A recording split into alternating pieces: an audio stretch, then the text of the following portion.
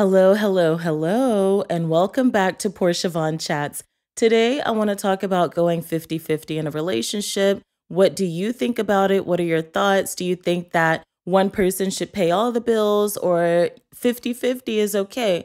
I had to jot down some notes so that I can make sure not just to stay on track, but to speak about everything that came to my mind because I had a lot to say about this topic, you guys. For a lot of people, splitting things down the middle sounds fair. But what happens when one person makes more money than the other? Should the person who earns more be the one to take most of the bills? Or do you still think it should be an equal split? I'm actually curious about what you guys have to say because some people have some wild ideas, but each individual is going to be different and every relationship is going to be different. So I must allow myself to be open-minded and get to the bottom of this because I'm truly curious. All right, so my first point says, if one person makes more money, like I just said, should they pay all the bills or should it still be an equal 50-50 split? See, for some people, it works out fine, even if there is a big income gap. Like say that one person is making 100,000 a year and another is making 70,000 a year.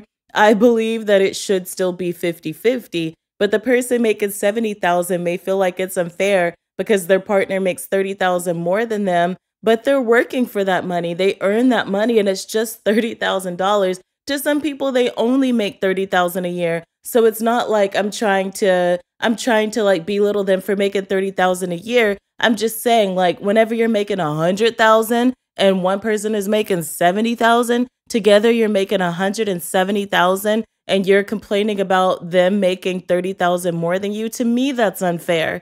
To me, that's unfair. It should still be a 50-50 split.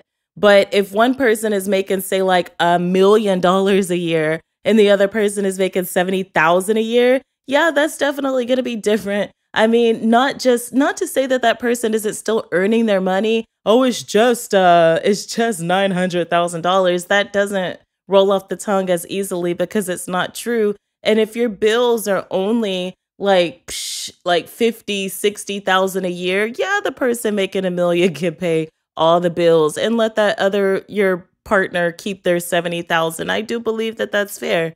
I mean, shoot, to be honest, if my wife started making $1 million a year, I'm quitting my job. I'm gonna be at home making podcasts and music and just enjoying my life and doing what I actually love and what I'm passionate about and not going to the post office every day. So that's my take on that one.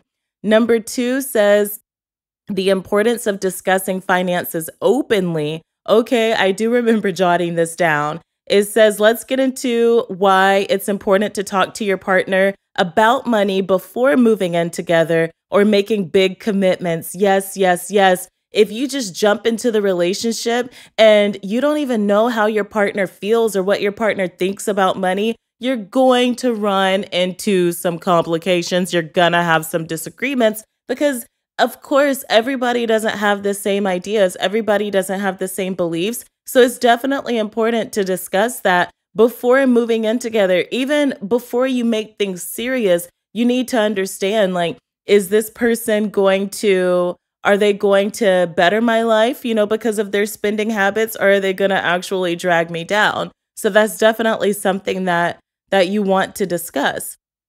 Number 3 says different spending habits. So, okay. Whenever my wife and I first got together, you guys, I was the spender and she was the saver. She had this little piggy bank and she kept like bills in there and coins in there. And she was just like saving up. She had over $100 in this piggy bank.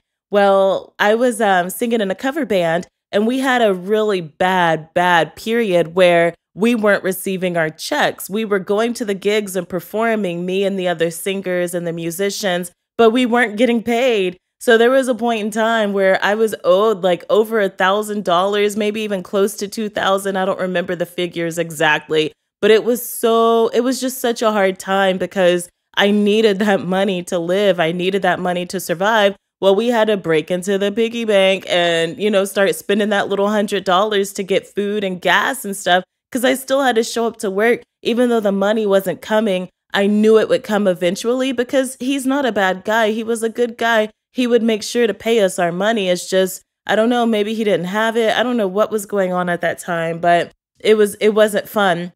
So anyway, my wife was like, "Oh, before you, I was able to save all my coins and now you've got me spending it." And I was like, "We can put it back when I get my check. We could go like to the bank and ask for rolls of quarters and pennies and dimes and nickels and dump it back in there if you want to. You know, we could get $200 of it. It's just we need this now in order to continue living because I don't have my check." So with her being the saver and me being the spender, we did go out a lot. We did eat out a lot, especially at the beginning of our relationship. We've been together 10 years now. So of course you gotta go out to restaurants, you gotta go to the aquarium, you know, all these new to this relationship things that you do. And I was paying for everything because I had, you know, the money. But whenever the money stopped, it actually like paused. My money stopped coming in. Even though I was still working, it did kind of put a damper in our relationship because I introduced her to that style, that lifestyle of being a spender. So now let's just say my wife is also a spender. Okay, number 4 says influence of childhood experiences. How you were raised, does that make your understanding of money a little different, you know, than, I don't know. Okay, so this is the thing. My mom was very strict. Let's just start with that. Whenever I started working at Sonic, whenever I was 16, I had to like switch that up real quick because I don't know where I was going there for a second. It is morning. I'm not a morning person. So I'm just trying to do the best I can, you know? But whenever I was 16, I started working at Sonic and I was so excited. I was making so much money, y'all. I would get like $100 in tips, $150 in tips, and I was making $5.15 an hour. So I was making a lot of money. There was a point in time there, some days, like if I would hit the 200s or 250s, my mom was like, "Damn, like you're almost making more money than me. Like you're making so much money working at Sonic." Well, my mom wanted me to save for a car. So she started taking a good portion of my tips to put towards my car. So of course, me being me, wanting to shop, wanting to like do what I want because I'm working hard for my money. I want to see it pay off. I want the clothes I want to wear. I want the hair I want to style. I want my nails done. I want, you know, my makeup done. I want things to make me feel better and keep me going to work because I'm working towards something. I'm working for something. But what my mom did was not wrong, but I did start lying about how much money I was making. If I made like $120, I would tell her I made $60 and she would take 40 and leave me 20. And I'm just like, okay, I'm glad I lied because I'm about to go spend this money, baby, go get food that I want to eat that, you know, mom be like, "Do you have McDonald's money?" It's like, "Baby, I do now. I do now," you know. So I would keep my own tips and go do that. But whenever my mom was spending, she was saving my money. She really was. She put every single dollar that she saved for me into a car. And I was able to get back and forth to work by myself because she helped me save that money. But in my childhood brain, I was like, "Oh, she's taking all my money," you know? But she really did the right thing. But now that I'm older, I just want to spend. I don't want to save because I remember how it felt to have to lie about how much money I had just so that I could do what I wanted to. And I should change my mind. I should become a saver. I desire to be a saver. But there's always the excuse that you don't make enough money. "Oh, I don't make enough money to save." You know, if I had $1 million, I could save half of it, you know. But, you know, it just depends. A lot of people say that once they start making that amount of money, they still live paycheck to paycheck because your lifestyle increases. You spend more, you make more, you spend more. So, I don't know. Number 5 says finding common ground. Finding common ground when it comes to money isn't always easy, but there are ways to make it work. Maybe you can set up a joint account for shared expenses, but keep separate accounts for spending. That's what I do. My wife and I have 2 separate accounts. So she's got her personal account, I've got mine, and then we have a shared account to take care of our bills because we really want to make sure the bills are paid first, but at the same time, we want our spending money. We have habits I love shopping on Amazon. Of course, I love eating. I love getting my little groceries and stuff. I like shopping for like camera gear and microphones and lights and all that stuff. That should not come out of our shared account. Our shared account is for like rent, or if you guys have a house, it's mortgage. I want a house. I don't have one now. But of course, all the bills. I don't have to sit here and list off electric and water and all that stuff. We know what the bills are, but we do pay our car notes out of the shared account, which is amazing. So, yeah. Number 7 says societal expectations and stereotypes. What did I say about this? Societal expectations and stereotypes can really mess with how we think about money. Oh, yeah. The idea that men should be the primary earner and women should handle the home. But honestly, it should be about what works for each couple. If both people are making 2 million a year, of course I said 2 million, going 50-50 might feel fair. But if there's a big income difference, it could get tricky if you're not upfront about it. I talked about the trad wives too. I was like, okay, so, there are all these women on YouTube who are like, I'm a stay-at-home wife. I take care of the kids. I clean the house. They want that lifestyle, you guys, and the husband goes to work and makes all the money. But the truth of the matter is, people that are doing social media, they could be making more money than the husband is making because of social media. It pays so well. So if they're not on social media and they're not earning a dime at all, period, they're just seriously at home doing laundry, cooking, cleaning, taking care of the kids, that's where they want to be. I love being at home. I don't know if I could be a trad wife because I do love cleaning. I like cooking for myself. I don't really like cooking for other people because people are going to judge my style of cooking. I like blackened stuff. And if it's not well done, I don't want it because the idea of flesh and meat really grosses me out. So I'm a pescatarian and I eat salmon, I eat shrimp, I eat crab and lobster, but I don't want my stuff to be like, I don't know. Like when shrimp isn't all the way done, it's like squeaky. I don't like that. I do not like that. I do not like raw salmon. Even though I do like sushi, I will stomach it, but it's masked by other things so I can get through it. If it's just a salmon fillet and you flop it on my plate all rare, no, I don't want that. I like my salmon to have some black on it. Where is the char? So whenever I cook for other people, they're like, why is it burnt? I'm like, burnt? You mean it's done? That's how it's supposed to be. That's how it tastes good to me. But I grew up with barbecue. So for me, being a trad wife would not work. But I like being at home, but I do still like to work. I like to work on music and videos. And of course, the old school people in their 60s, 70s are like, that ain't no real job. You can make it a real job if you become successful doing it. But as far as staying home and being a trad wife, it's not for me. But for the people who it's for, they enjoy staying at home and cleaning and taking care of the kids. I keep repeating the same thing, but it's true because that's the dynamic of their relationship.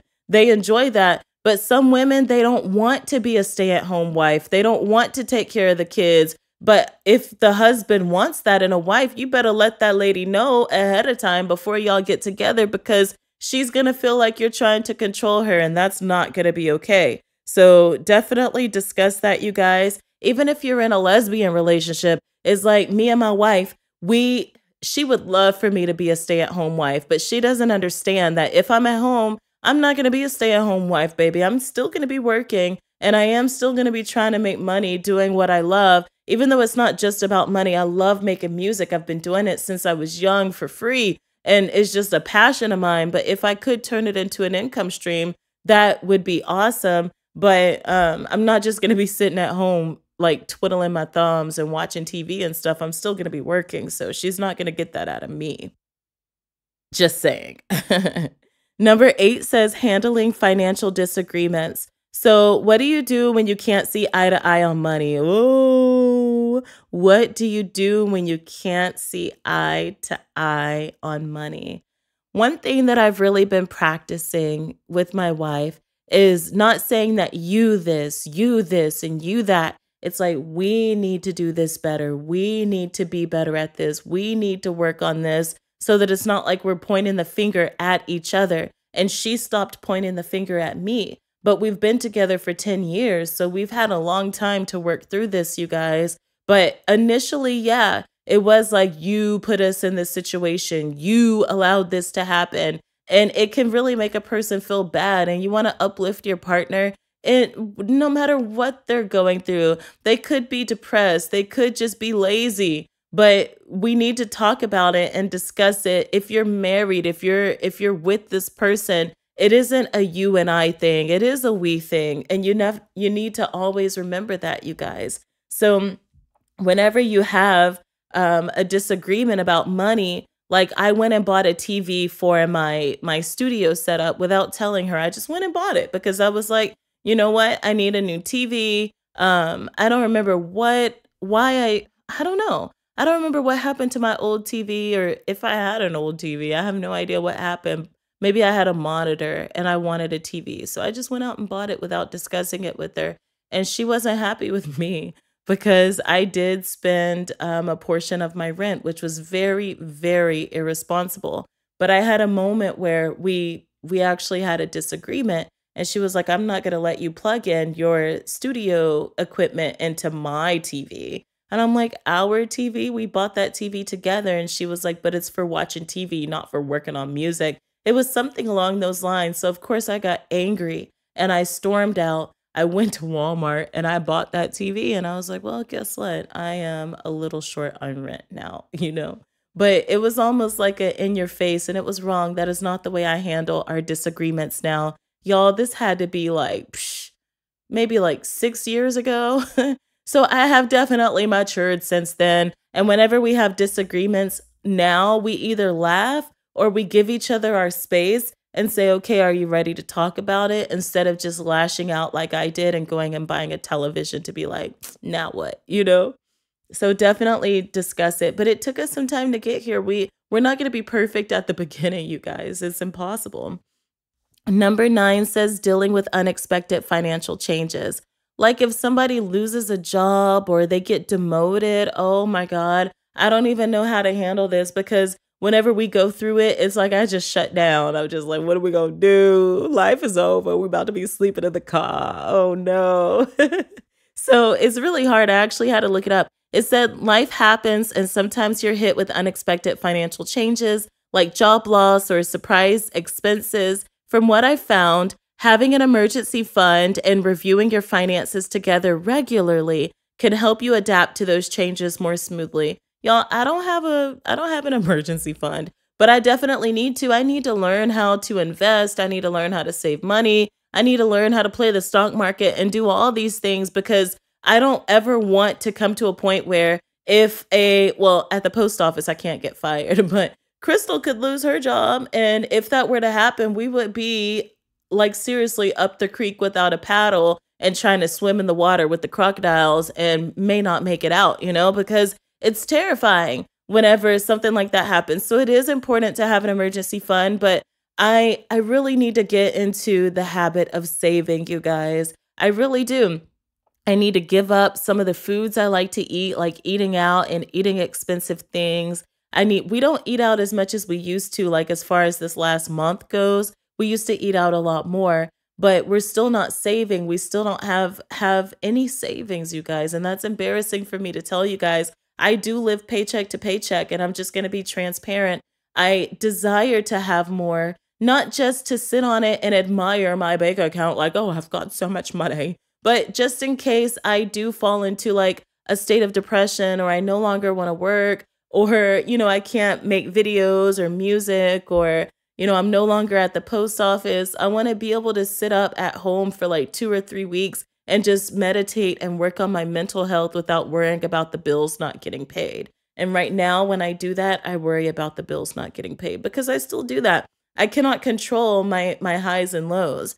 Like I said in the previous episode, I am diagnosed with bipolar depression and I'm not on medication because I was allergic. So because it doesn't work for me, it's like I have to find natural ways to cope with my bipolar disorder.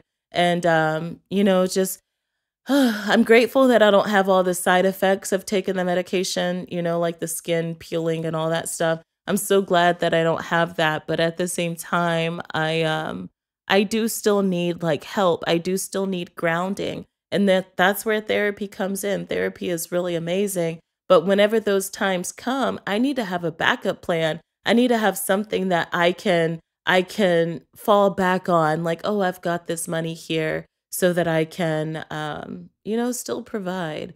But thank you guys so much for tuning in. Would you please, if you're listening to this, give this podcast a rating, hopefully a good one. Or if you're watching this on YouTube, like, comment, share, subscribe. And I thank you guys so much for being here. And I can't wait for you to see the next episode. Peace. Good